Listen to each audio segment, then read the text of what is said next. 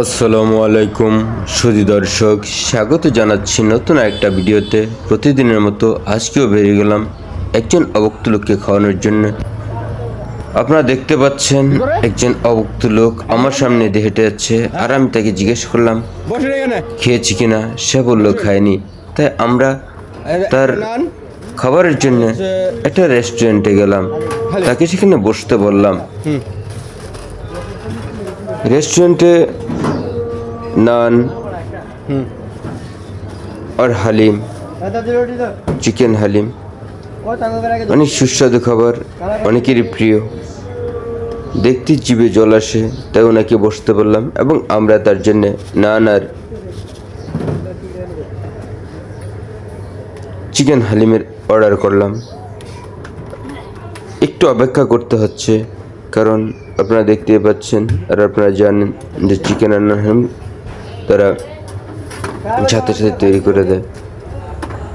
তাই আমরা অপেক্ষা করলাম, আর আমাদের সামনেই তিনি একটা নান আর চিকেন প্রস্তুত করছেন।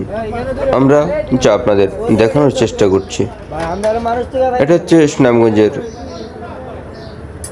কাজীর পয়েন্টে। আপনারা দেখেছেন যে লোকটাকে খাবার দিচ্ছি, ক্ষুধার্ত একটা পাগল। ক্ষুধা সবারই আছে, আর এখন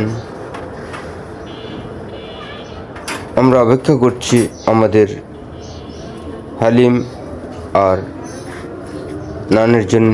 এই দেখছেন হালিম দিচ্ছে, হালিম তৈরি হয়ে গেছে, রুটিও তৈরি হয়ে গেছে। এখন তারা প্যাকেট করছে, দেখতে পাচ্ছেন যে পলিথিনে ভরছে। এটা কি আমার?